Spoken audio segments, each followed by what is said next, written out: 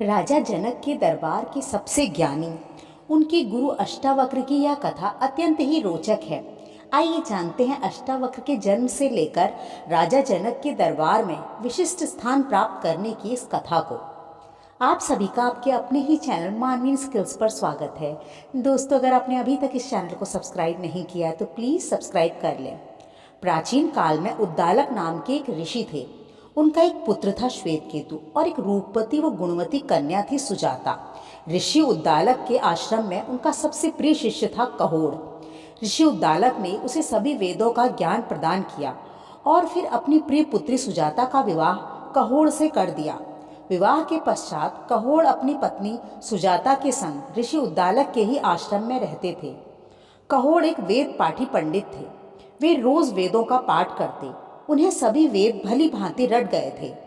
कुछ समय पश्चात उनकी पत्नी सुजाता गर्भवती हुई तो गर्भस्थ बालक ने भी वेदों को सुनना आरंभ कर दिया। एक दिन उसने गर्भ के अंदर से ही बोला, हे पिता, आप रात दिन वेदों को पढ़ते रहते हैं, परंतु फिर भी आपका उच्चारण शुद्ध नहीं है। मैंने गर्भ में ही आपके आशीर्वाद से सभी वेदों का ज्ञान प्राप्त कर लिया है। इसके बाद उसने कहा कि रोज रोज के पाठ से क्या लाभ है। शब्दों में ज्ञान कहाँ, ज्ञान तो स्वयं में है। शब्दों में सत्य कहाँ, सत्य तो स्वयं में है। उस समय ऋषि कहोड़ के आसपास अन्य ऋषि भी बैठे हुए थे, तो उन्होंने बहुत ही अपमानित महसूस किया और उन्हें अपने अजन्मे उस गर्भस्थ शिशु पर बहुत ही क्रोध आया और क्रोध में ही उन्होंने उसे श्राप दे दिया कि हे बालक, तू गर्भ में रहते हुए भी मुझसे ऐसी टेढ़ी बातें करता है। जा, मैं तुझे श्राप देता हूँ कि तेरा शरीर 8 स्थानों से टेढ़ा होगा और तू ऐसे ही टेढ़े शरीर के साथ जन्म लेगा। और फिर यथा समय पर बालक ने अपनी माँ के गर्भ से जन्म लिया। पिता के श्राप के कारण उसका शरीर 8 स्थानों से टेढ़ा था, अतः उसका नाम अष्टावक्र पड़ा। अष्टावक्र के जन्म लेने से कुछ समय पहले ही एक बार ऋषि कहोड़ राजा जनक के दरबार में शास्त्रार्थ के लिए गए। राजा जनक स्वयं भी एक महान ज्ञानी राजा थे। उन्होंने महल के बाहर 1000 गायें बांध रखी थी। गायों के सींगों पर सोना मढ़ दिया गया था। उनके गले में हीरे जवाहरात लटका दिए गए थे। शास्त्रार्थ में विजयी होने वाला उन गायों को हाँक कर ले जाएगा, परंतु शास्त्रार्थ की शर्त यह थी कि जो भी व्यक्ति शास्त्रार्थ में विजयी होगा वह हारने वाले के साथ जो चाहे वो कर सकता है। शास्त्रार्थ राजा जनक के दरबार के महापंडित सबसे ज्ञानी वंदिन के साथ होना था। वंदिन वरुण देव का पुत्र था। वह महाज्ञानी था। वह सभी को शास्त्रार्थ में हरा देता और हारने वालों को जल में डुबोकर मार देता। कहते हैं शास्त्रार्थ में कहोड़ हार गए और वंदिन ने उन्हें भी जल में डुबोकर मार दिया। जब बहुत समय तक कहोड़ लौट कर नहीं आए तो उनके ससुर ऋषि उद्दालक ने उनकी खोज आरंभ की और शीघ्र ही उन्हें ज्ञात हो गया कि उनके जमाता कहोड़ जीवित नहीं रहे। पिता की मृत्यु के बाद अष्टावक्र का जन्म हुआ। अष्टावक्र से उनके पिता की मृत्यु की बात छुपाकर रखी गई। अष्टावक्र अपने नाना उद्दालक को ही अपना पिता समझते थे। गर्भ से ही वे वेदों के ज्ञाता थे और फिर 12 वर्ष उन्होंने अध्ययन किया। 12 वर्ष की आयु में ही वह ब्रह्मा के समकक्ष महाज्ञानी हो गए। एक दिन उन्हें अपने पिता के विषय में पता चला तो उन्होंने अपनी माता से इस विषय में पूछा। उनकी माँ ने उन्हें उनके पिता ऋषि कहोड़ के विषय में सब कुछ सत्य बता दिया। यह सुनते ही अष्टावक्र शोक और क्रोध से भर उठे। उन्होंने अपनी माता से राजा जनक के दरबार में जाने की आज्ञा मांगी। वह वंदिन को हराकर अपने पिता की मृत्यु का प्रतिशोध लेना चाहते थे। माँ के बहुत रोकने पर भी वह नहीं रुके और अपने मामा श्वेतकेतु को साथ लेकर राजा जनक के राज्य में जा पहुंचे। उस समय राजा जनक के महल में महायज्ञ हो रहा था। उसमें भाग लेने के लिए देश विदेश के महापंडित आए थे। अष्टावक्र जैसे ही महल में घुसने लगे तो द्वारपाल ने उन्हें रोक लिया और कहा कि महल के अंदर केवल वृद्ध और महाज्ञानी ही जा सकते हैं। बालकों का यहाँ कोई काम नहीं है। अष्टावक्र ने कहा कि आयु से उनके ज्ञान का अनुमान नहीं लगाया जा सकता।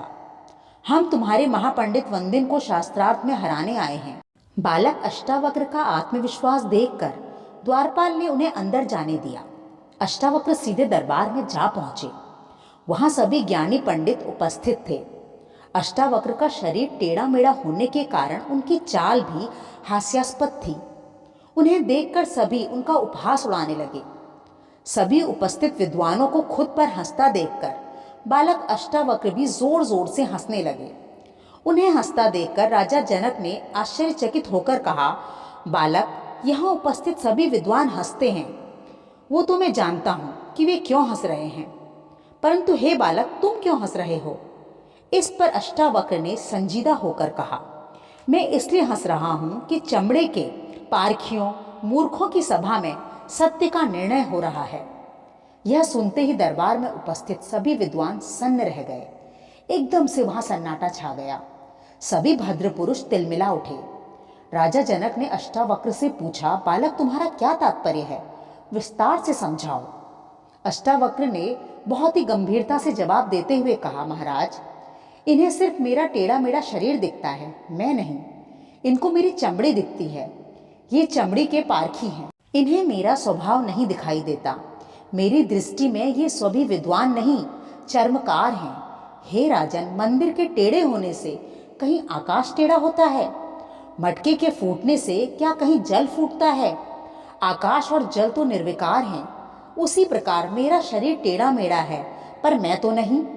हे राजन, ये सभी जो स्वयं को महाविद्वान कहते हैं, मुझे समझना तो दूर, मुझे देख तक नहीं पाए। एक छोटे से बालक के मुख से ऐसी गूढ़ ज्ञान की बातें सुनकर सभी उपस्थित पंडित सन्न रह गए और लज्जित भी हो गए। इसके बाद अष्टावक्र ने राजा जनक से कहा, महाराज, अब मैं आपके दरबार के सबसे विद्वान पंडित वंदिन से शास्त्रार्थ करना चाहता हूँ और इसी इच्छा से आपके दरबार में आया हूँ। राजा जनक ने बालक अष्टावक्र को समझाते हुए कहा, हे बालक, अभी तुम्हारी आयु ही क्या है? क्या तुम जानते नहीं कि वंदिन से हारने का क्या परिणाम होता है? अष्टावक्र ने कहा, महाराज, आप मेरी आयु देखकर मुझे बालक कह रहे हैं, परंतु ज्ञान से आयु का कोई संबंध नहीं है। मैं बिना वंदिन से शास्त्रार्थ किए यहाँ से नहीं जाऊँगा। राजा जनक को अब समझ में आने लगा था कि यह कोई साधारण बालक नहीं है। राजा जनक ने सोचा, पहले मैं इसे परख लूं कि यह वंदिन से शास्त्रार्थ के योग्य है भी या नहीं, अन्यथा यह भी अन्य ब्राह्मणों की भांति ही मारा जाएगा। राजा जनक ने अष्टावक्र से पूछा, हे ब्राह्मण, जो मनुष्य 30 अंगों वाले, 12 अंश वाले, 24 पर्व वाले तथा 360 आरे वाले पदार्थ के अर्थ को जानता है, वही सबसे बड़ा पंडित है।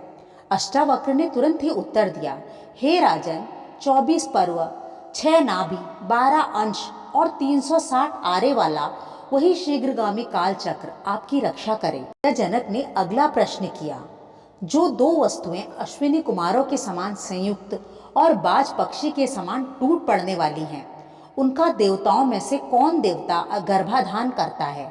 वे वस्तुएं क्या उत्पन्न करती हैं? हे राजन, ऐसी अशुभ वस्तुओं की आप कल्पना भी ना करें। वायु उनका सारथी है, मेघ उनका जन्मदाता, फिर भी वे मेघ को ही उत्पन्न करती हैं। राजा जनक ने पूछा, सोते समय आँख कौन नहीं मूंदता? जन्म लेकर कौन नहीं हिलता? हृदय किसका नहीं है? और कौन सी वस्तु वेग के साथ बढ़ती है? अष्टावक्र ने तुरंत ही जवाब दिया, मछली सोते समय आँख नहीं मूंदती, अंडा उत्पन्न होकर भी हिलता नहीं है, पत्थर का हृदय नहीं होता, नदी वेग के साथ ही बढ़ती है। अष्टावक्र के उत्तरों को सुनकर राजा जनक उनके आगे नतमस्तक हो गए और बोले, हे ब्राह्मण देव, इतनी कम आयु में और इस अवस्था में भी आप बड़े बड़े वृद्ध विद्वानों से भी विद्वान हैं। मैं आपको वंदिन के साथ शास्त्रार्थ करने की अनुमति देता हूँ।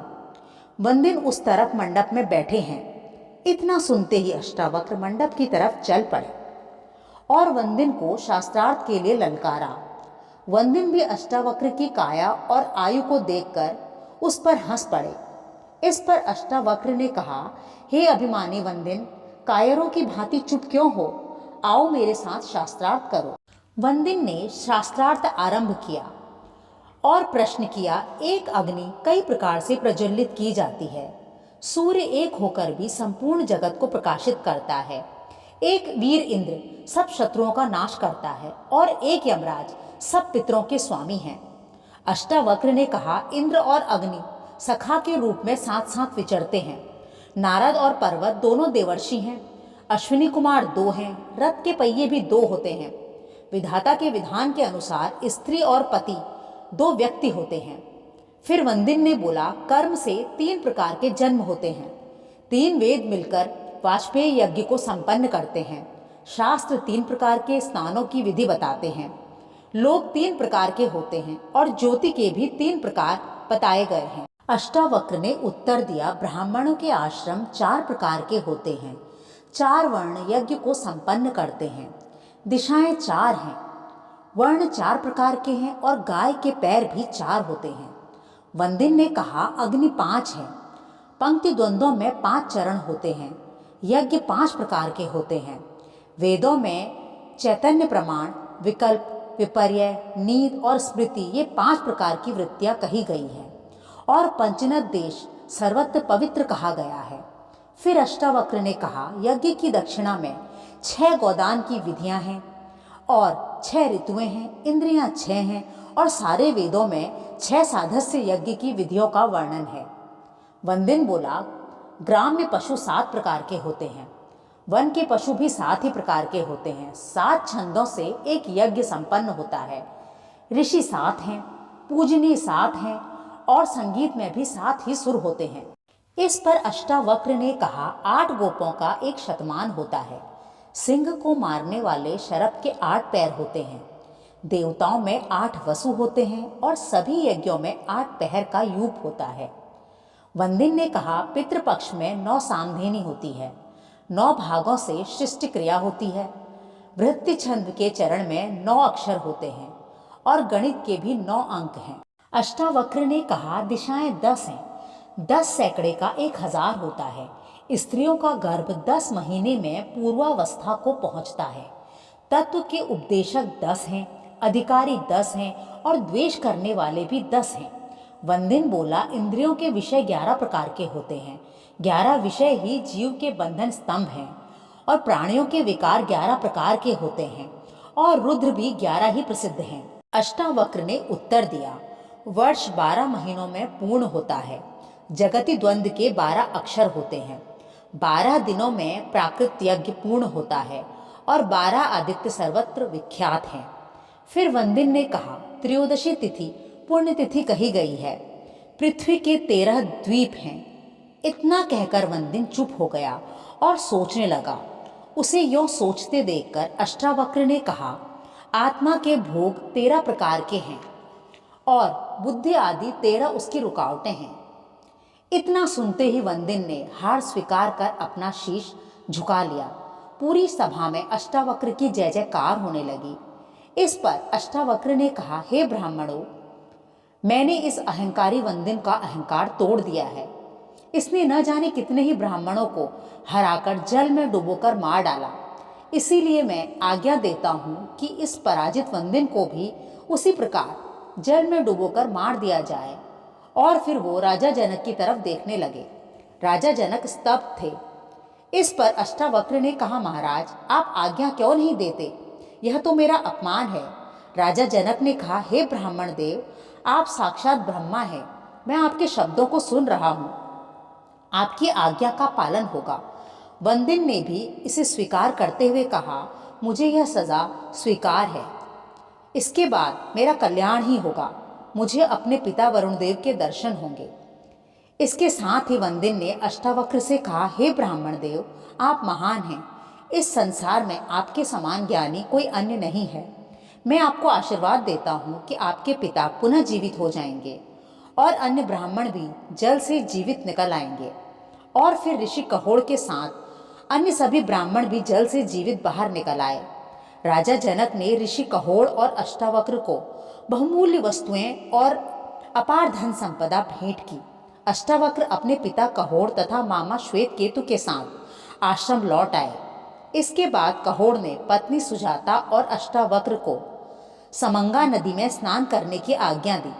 अष्टावक्र ने नदी में स्नान किया, जिससे उनका शरीर पूरी तरह से स्वस्थ और सुंदर हो गया। उधर राजा जनक अष्टावक्र के ज्ञान से इतने प्रभावित थे कि उन्होंने अष्टावक्र को अपने महल में आमंत्रित किया और उन्हें उच्च सिंहासन प्रदान कर उनके समक्ष बैठ गए। राजा जनक की प्रत्येक जिज्ञासा का समाधान अष्टावक्र करते गए। अष्टावक्र ज्ञान की गंगा बहाते गए और राजा जनक उसमें गोते खाते गए। जनक अष्टावक्र का संवाद 298 श्लोकों में निबद्ध हुआ, जिसे अष्टावक्र गीता के नाम से जाना गया। इसमें 82 सूत्र राजा जनक ने कहे हैं और 216 अष्टावक्र ने। तो दोस्तों, कैसी लगी आपको अष्टावक्र की यह कहानी? हमें कमेंट कर जरूर बताइएगा। धन्यवाद।